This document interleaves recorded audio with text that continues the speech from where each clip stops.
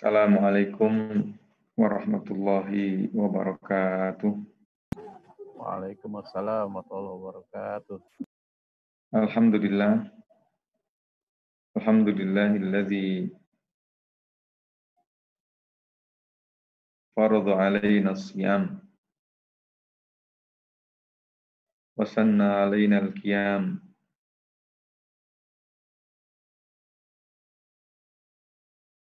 Wassalatu wassalamu ala khairil anam nabiyyina wa rasulina Muhammadin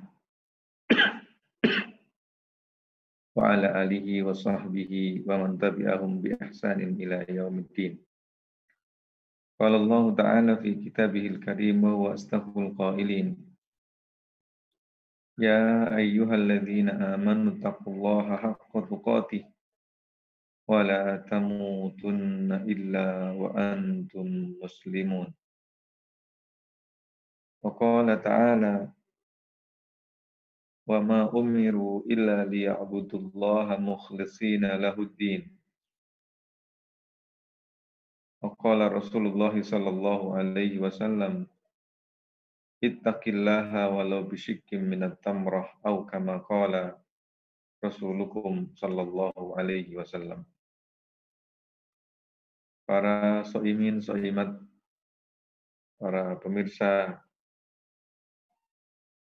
dimanapun Anda berada, kita bersyukur kepada Allah Subhanahu wa Ta'ala. Allah memberikan umur yang panjang kepada kita, sehingga kita diberikan kesempatan oleh Allah Subhanahu wa Ta'ala untuk merasakan segarnya udara Ramadan pada tahun ini. Hari ini kita sampai pada hari yang kelima. Tentu kita berdoa mudah-mudahan seluruh ibadah yang kita lakukan diterima oleh Allah Subhanahu wa Ta'ala, dan kita diberikan kekuatan untuk meningkatkan, memaksimalkan ibadah-ibadah hingga di penghujung Ramadan pada tahun ini, sehingga pada akhirnya kelak kita mendapatkan predikat sebagai orang-orang yang la'allakum tattaqun, diberikan predikat oleh Allah Subhanahu wa Ta'ala sebagai hamba yang bertakwa dan mendapatkan balasan sebagaimana yang disebutkan oleh Rasulullah sallallahu alaihi wasallam sebagai hamba-hamba yang telah diampuni dosanya oleh Allah Subhanahu wa Ta'ala. Dan ini adalah satu kenikmatan yang sangat agung, karena Rasulullah sallallahu alaihi wasallam di dalam banyak hadis menyatakan secara prinsipnya barang siapa yang telah diberikan keampunan, diberikan penghapusan dari dosa, maka sebuah kesuksesan. Bahkan di dalam sebuah ayat Allah Subhanahu wa Ta'ala mengatakan, ya, wa man zuhziha 'anil nar wa udkhilal jannata faqad faza.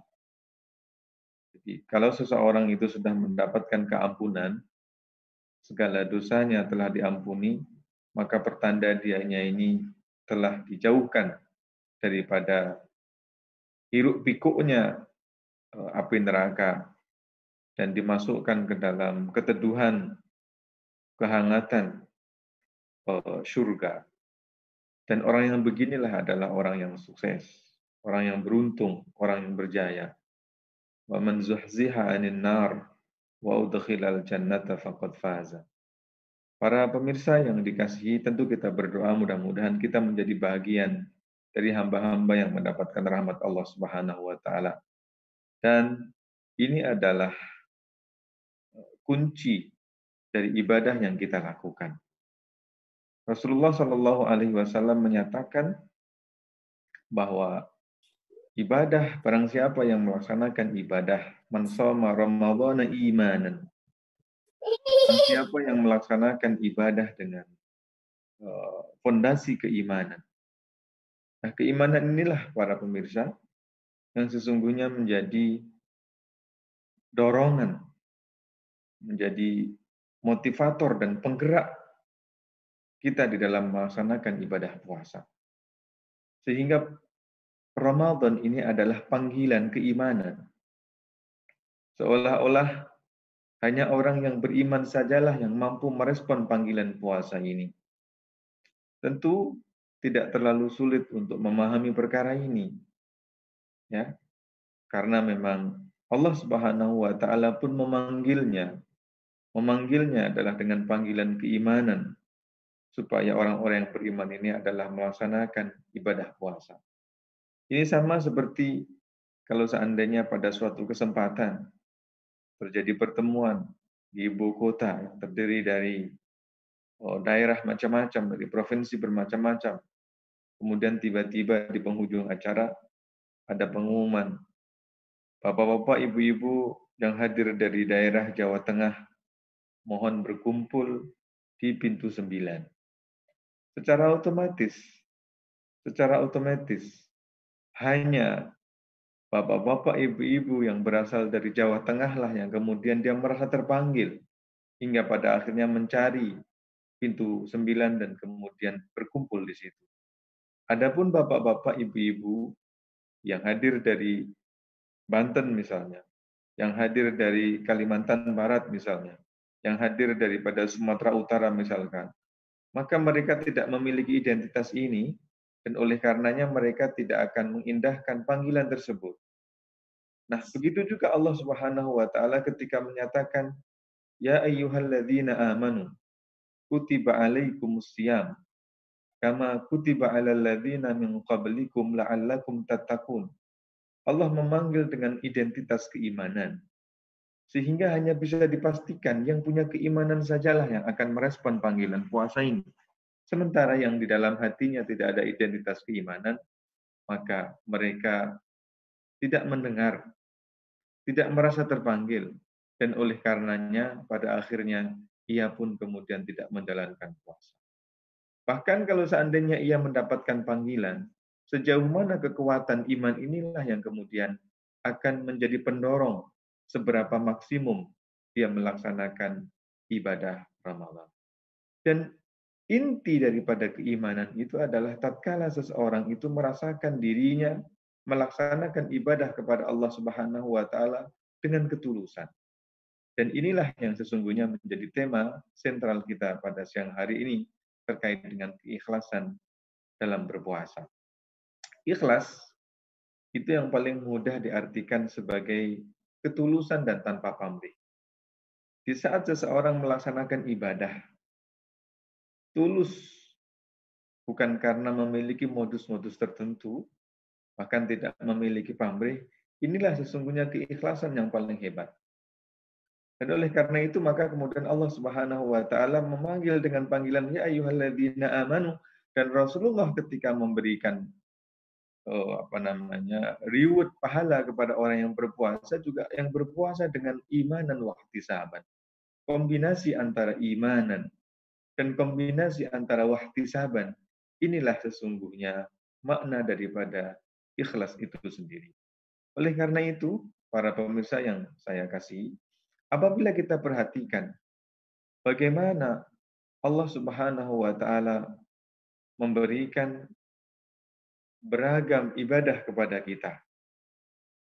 Dari semua ibadah-ibadah tersebut tentu dituntut bagi seorang hamba itu adalah melaksanakannya, mengerjakannya, melakukannya dengan ketulusan, dengan keikhlasan, dan tanpa pamrih. Kalau seandainya harus pamrih pun, maka sesungguhnya pamrihnya adalah Allah itu sendiri. Maka kemudian Allah mengatakan, وَمَا أُمِرُوا إِلَّا لِيَعْبُدُوا اللَّهَ مُخْلِصِينَ لَهُ الدِّينَ. Tidaklah mereka itu diciptakan, diperintahkan, dikondisikan untuk melaksanakan berbagai macam kegiatan amal ibadah tersebut illa liya'budullaha, kecuali mereka diperintahkan untuk beribadah kepada Allah mukhlisina, dalam kondisi, dalam situasi, dalam keadaan yang ikhlas. Mereka beribadah kepada Allah dengan keikhlasan, dengan ketulusan. Ikhlas itu aslinya daripada kata khulus. Kondisi di mana ketika madu itu telah dipisahkan dengan sarang-sarangnya, dengan kotoran-kotorannya yang mungkin akan tercampur pada saat proses pengambilan dan pemanen madu. Dan itulah sesungguhnya kholus. Oleh karena itu orang yang melakukan ibadah kepada Allah Subhanahu wa taala dengan ketulusan, dengan keikhlasan adalah mereka-mereka yang melaksanakan ibadah tanpa ada motivasi apapun kecuali karena memang itu diperintahkan oleh Allah Subhanahu wa taala. Dan apabila kita perhatikan ibadah-ibadah yang telah Allah wajibkan berupa puasa, berupa sholat, berupa zakat, berupa ada ibadah haji, ini rupanya hanya ibadah puasa sajalah yang memungkinkan seseorang itu bisa diketahui sejauh mana keikhlasannya. Bahwa semua ibadah tersebut tidak akan diterima oleh Allah Subhanahu wa taala kalau bukan karena ikhlasnya, betul. Bahwa semua ibadah tersebut tidak akan diterima oleh Allah Subhanahu wa taala kalau bukan karena niatnya betul. Tetapi dari semua ibadah-ibadah tersebut kalau kita perhatikan secara mendalam, nampaknya hanya puasa sajalah yang bisa dijadikan sebagai ukuran dan standar keikhlasan seseorang di dalam berniat tersebut. Kita ambil sebagai contoh. Ketika seseorang melaksanakan sholat, dan tentu sebagai orang yang beriman, hamba Allah Subhanahu wa taala, spirit melaksanakan ibadah sholat itu adalah spiritnya berjamaah. Di saat seseorang melakukan ibadah berjamaah itulah maka kemudian ada banyak faktor, ada banyak kondisi, ada banyak situasi yang membuatnya untuk terganggu keikhlasannya, akan terganggu ketulusan niatnya. Apabila ia seorang makmum, maka seringkali setan akan hadir untuk mengganggu hati dan ketulusan seorang makmum tadi. Khusyukkan, di hadapanmu ada guru, di belakangmu ada orang tua, di samping kamu ada orang-orang teman kamu, maka buatlah khusyuk. Maka buatlah khusyuk. Buatlah gerakan-gerakan yang menunjukkan kamu itu orang baik. Lihat bagaimana cara setan untuk mengganggu ketulusan dan keikhlasan ini.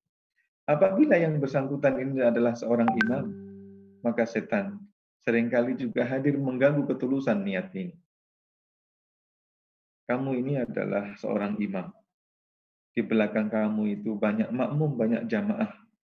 Kamu mesti baca surat yang panjang-panjang. Kamu harus merdukan suara-suara kamu. Dan seringkali ini selalu menghinggap seorang imam.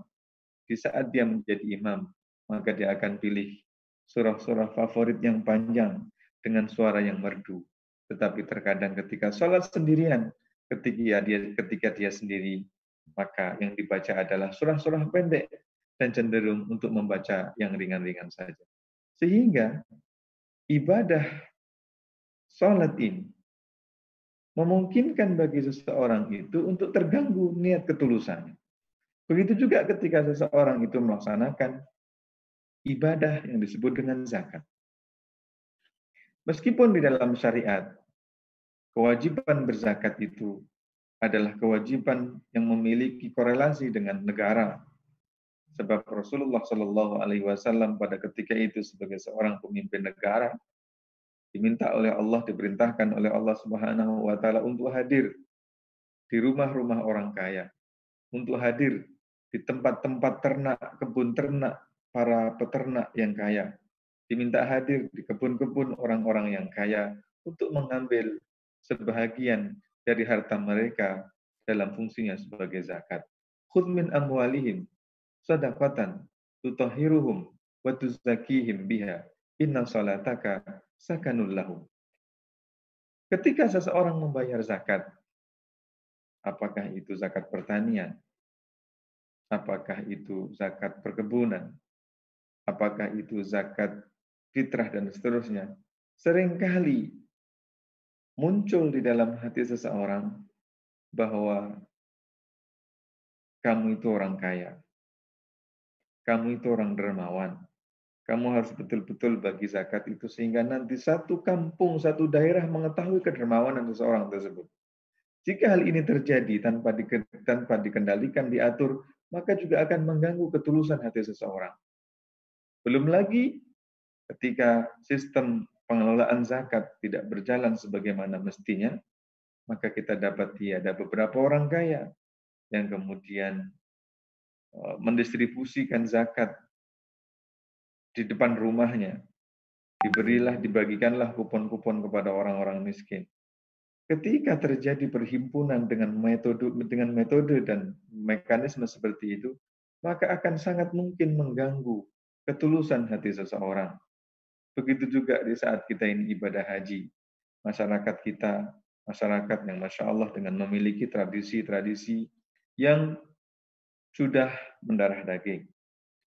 Seolah-olah ketika seseorang itu akan berangkat haji, ketika tidak melakukan syukuran, kenduri, mengundang orang sekampung, seolah-olah bukan sesuatu yang islami. Ketika terjadi yang seperti ini pun seringkali membuat hati menjadi terganggu. Belum lagi ketika masyarakat kita memiliki tradisi panggilan Pak Haji kepada mereka-mereka yang sudah berhaji. Kita tidak sedang bicara tentang boleh atau tidaknya. Tradisi-tradisi tersebut sesuatu yang sudah kita pakai berzaman-zaman. Tetapi seringkali ibadah haji pun kalau seandainya tidak dijaga, ini juga bisa mengganggu keikhlasan seseorang. Berbeda dengan ketika Allah Subhanahu wa taala mensyariatkan puasa ini. Tidak ada sesiapapun yang tahu apakah kita ini puasa ataupun tidak. Tidak ada sesiapapun yang mengetahui sejauh mana kita ini melakukan puasa kecuali hanya kita dan Allah Subhanahu wa taala. Oleh karena inilah maka kemudian Rasulullah Shallallahu alaihi wasallam pernah menyatakan bahwa sesungguhnya puasa yang aku syariatkan kepadamu, yang aku perintahkan kepadamu itu semuanya dirinya mengetahui kadarnya. Bahkan mungkin orang lain mengetahui kadar pahalanya kecuali puasa. Puasa ini hanyalah untukku dan aku yang akan hadir, kata Rasul, kata Allah dalam hadis qudsiynya, aku yang akan hadir memberikan kompensasi, memastikan seberapa banyak kompensasi yang aku akan berikan. Kullu amal ibni Adam lahu. Amal-amal yang dilakukan oleh anak Adam itu bergantung, diketahui sejauh mana dia memilikinya. Illa siyam, kecuali siam. Fa innahu li, kata Rasulullah sallallahu alaihi wasallam dalam hadis qudsi yang meriwayatkan daripada Tuhan, wa ana ajzi bihi, dan akulah yang akan membalas. Oleh karena itu, fondasi keimanan yang di-backup dengan ketulusan inilah yang akan menjadi penentu sejauh mana kualitas tattaqun muttaqin itu dicapai. Fondasi keimanan dan juga ketulusan imanan wahtisaban inilah yang akan menjadi penentu apakah seseorang itu akan dapat menggapai kemuliaan ibadah puasa dengan dihapuskannya dosa-dosa tersebut. Saudaraku yang saya kasihi, maka seseorang ketika berpuasa tidak ada sesiapapun yang tahu. Boleh jadi ketika dalam situasi yang biasa, seseorang itu bangun sahur bersama keluarganya. Tetapi kemudian ketika sudah bertugas keluar rumah dalam situasi yang biasa tentunya, tidak sama seperti sekarang ini, tidak ada yang mengetahui keluarganya ketika yang bersangkutan ini ketika di luar justru telah makan. Begitu juga ketika nanti sore pulang, kembali bersama keluarganya, lantas kemudian melakukan buka bersama di tengah-tengah keluarganya. Ia dipandang sebagai orang yang berpuasa, tetapi tidak ada satupun yang bisa mengetahui bahwa sesungguhnya rupa-rupanya di luar rumah hamba Allah tersebut justru melakukan perkara yang sebaliknya. Maka puasa lagi-lagi mengajarkan kepada kita tentang nilai ketulusan tersebut. Nah, oleh karena itu, sejauh mana keikhlasan kita di dalam melaksanakan ibadah kepada Allah, sejauh itu pula lah ketakwaan akan dapat diperoleh. Nah, untuk mengetahui seberapa tulus kita di dalam menjalankan ibadah puasa, ada beberapa hal yang bisa kita lakukan. Yang pertama, Allah Subhanahu wa taala, betul ya, Allah itu memberikan balasan-balasan, memberikan motivasi-motivasi berupa surga, berupa dihapuskannya dosa, berupa rahmat, berupa maghfirah. Tetapi salah satu di antara ciri seseorang itu bergantung kepada amalnya, alias salah satu tanda seseorang itu tidak memiliki ketulusan kepada Allah Subhanahu wa taala adalah tatkala dia ini tidak semangat di saat cita-cita dari amal tersebut tidak tercapai. Saya ingin membuat sebuah narasi seperti ini.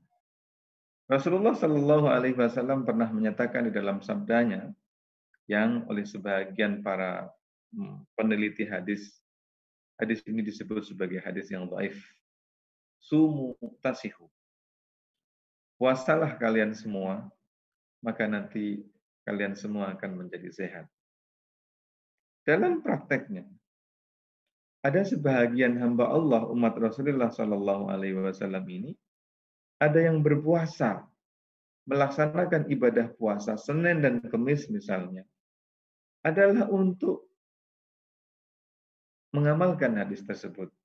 Motivasi terbesar yang dia bangun untuk membangun semangat agar dia bisa melaksanakan puasa adalah untuk supaya dirinya sehat. Agar dirinya sehat. Maka berpuasalah hamba Allah ini.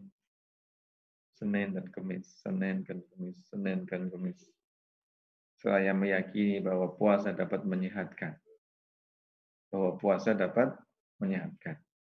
Tapi dalam situasi tertentu rupanya hamba Allah ini sakit. Hamba Allah ini sakit. Berobat, sembuhlah. Kemudian nggak lama lepas itu sakit kemudian. Terjadi hal ini terus-menerus. Meskipun hamba Allah ini masih berpuasa, tetapi lembut di dalam hatinya ada semacam pemikiran. Loh, kata Nabi, kalau orang itu terbiasa puasa, itu bisa sehat. Tapi kenapa justru saya sudah puasa kok malah sakit-sakit? Perhatikan.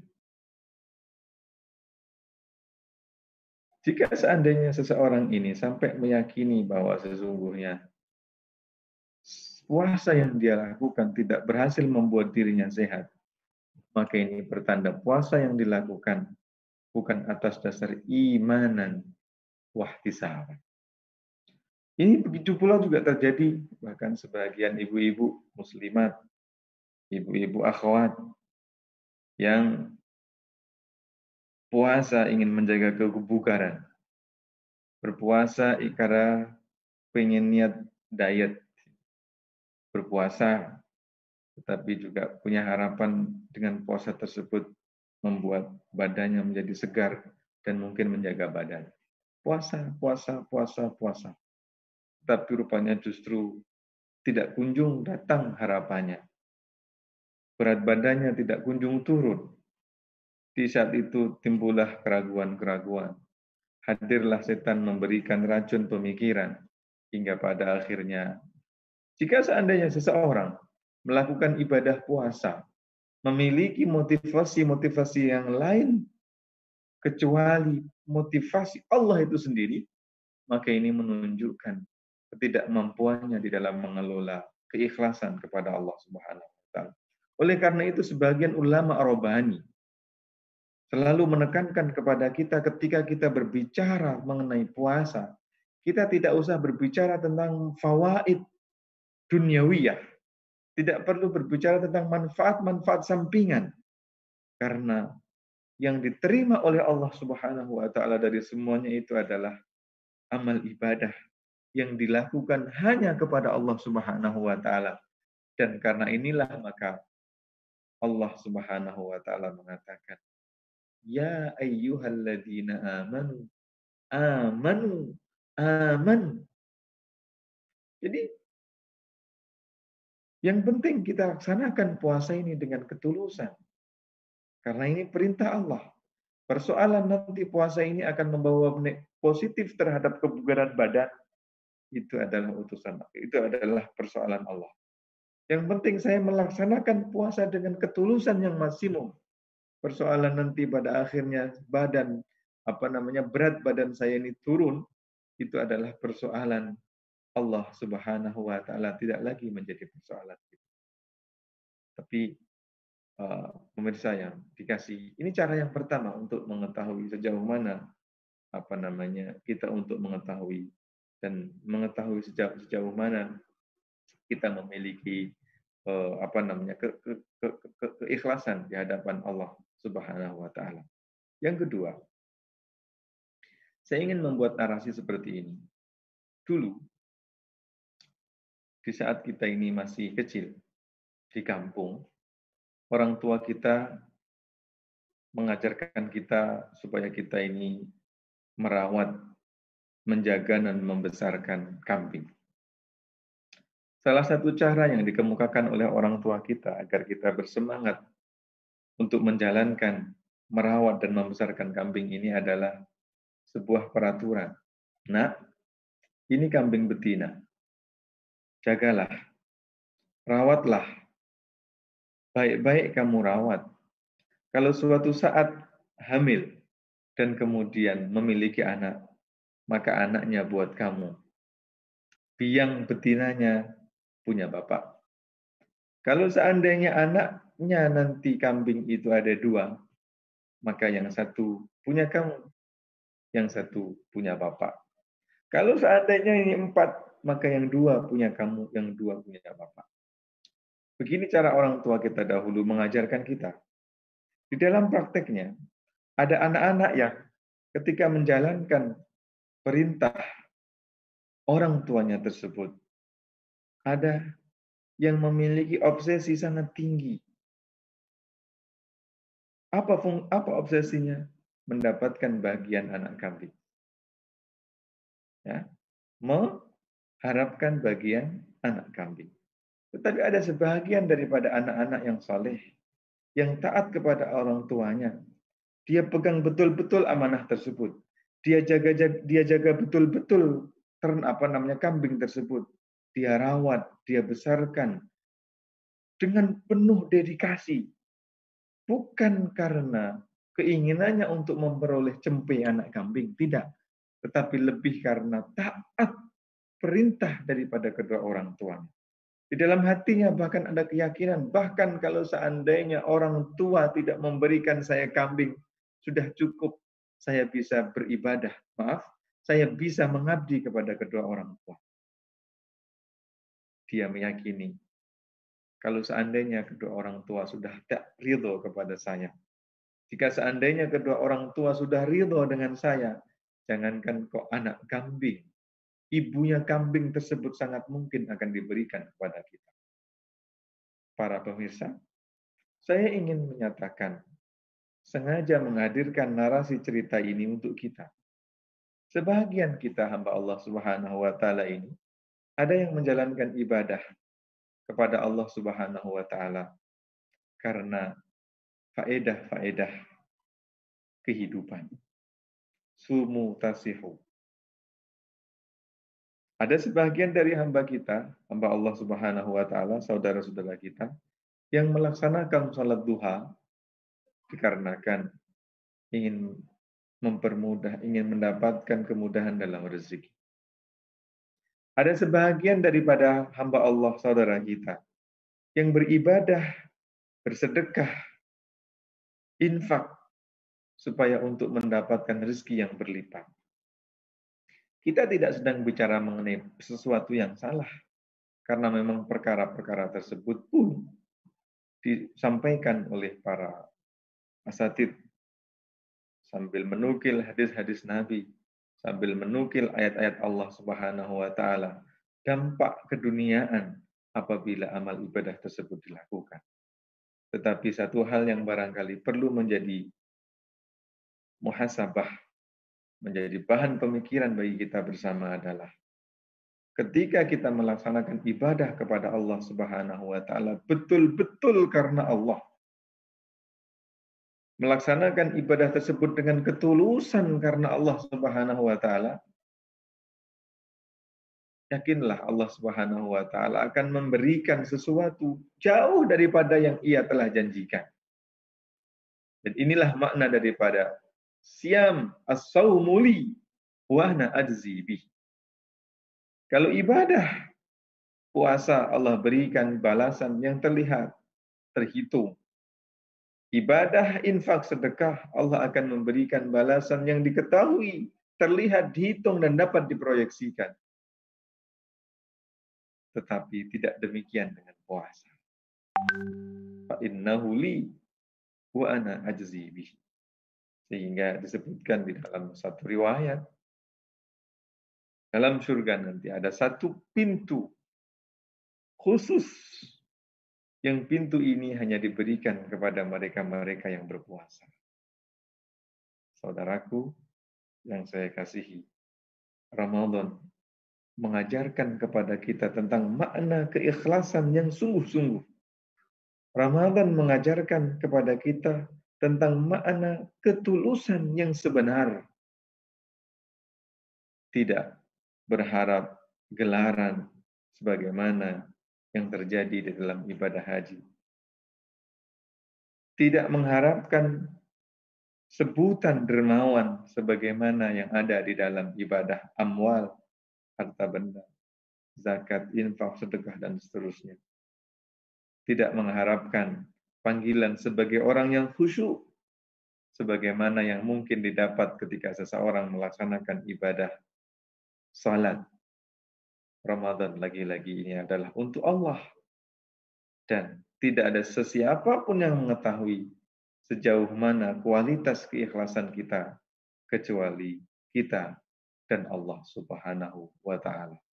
Para pemirsa, ini barangkali yang bisa saya sampaikan.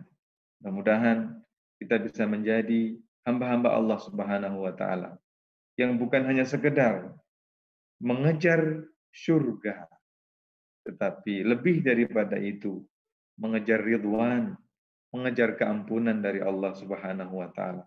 Sebab jika ridwanullah, jika maghfiratullah telah kita peroleh, maka apapun yang Allah Subhanahu wa taala inginkan, Allah akan berikan kepada kita.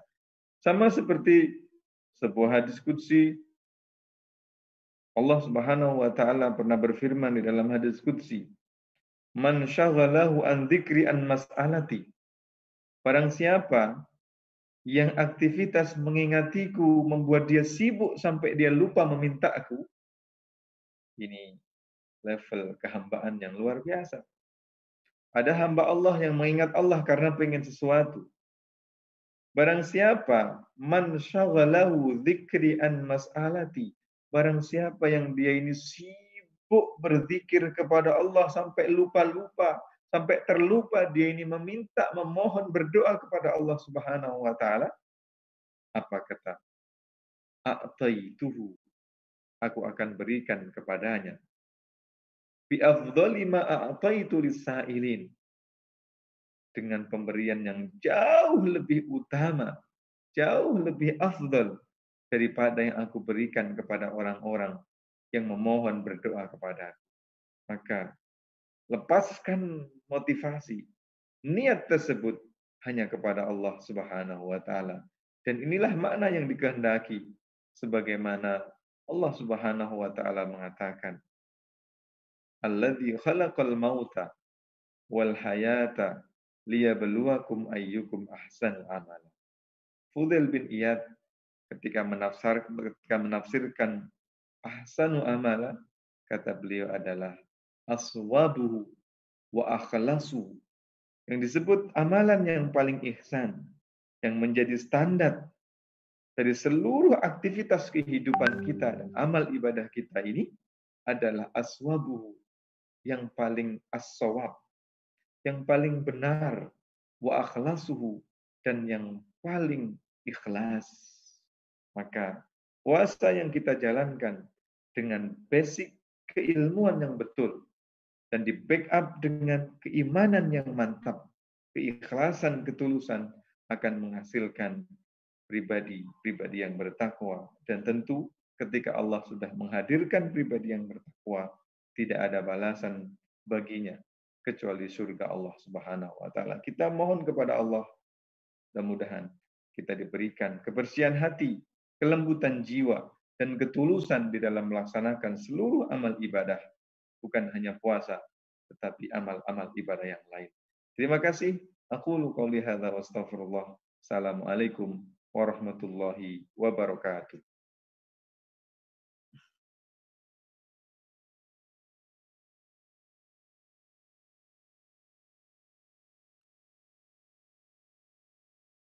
Baik, yang mau bertanya dipersilakan.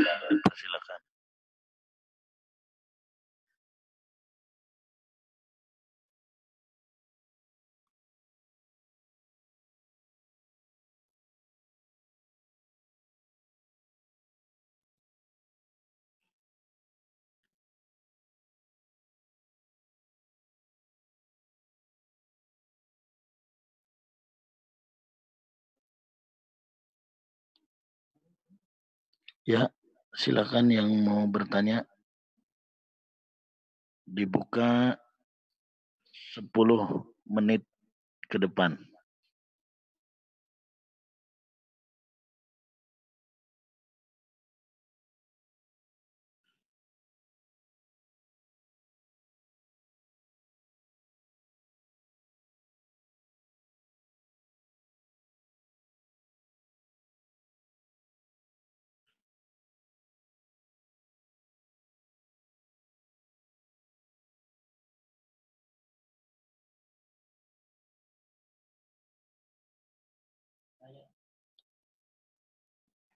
Baik, kalau tidak ada yang bertanya, Ustadz mungkin langsung ditutup dengan doa. Baik. Bismillahirrahmanirrahim. Alhamdulillahirabbil alamin. Wassalatu wassalamu ala asyrafil anbiya'i wal mursalin wa ala alihi wa sahbihi wa man tabi'ahum bi ihsanin ila yaumiddin. Allahumma a'inna ala dzikrika wa syukrika wa husni ibadatik.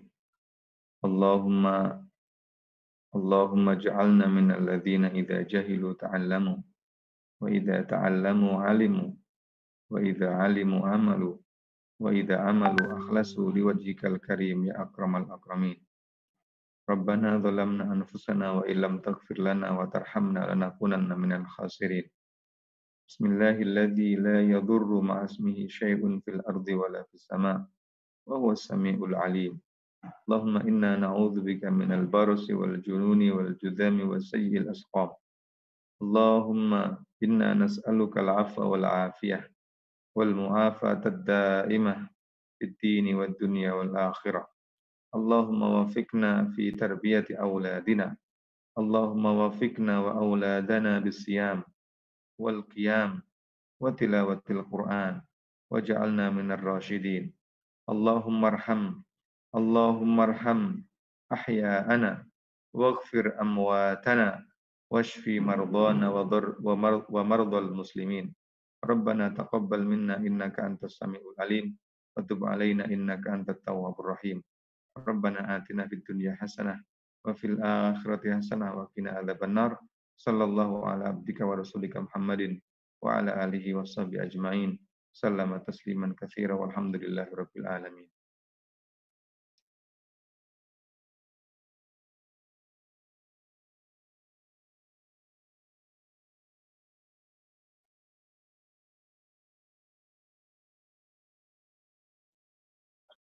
Jazakallah Ustaz.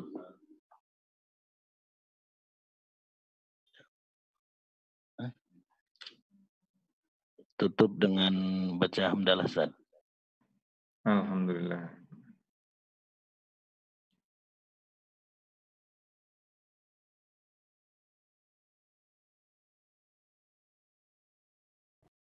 Cukup ya?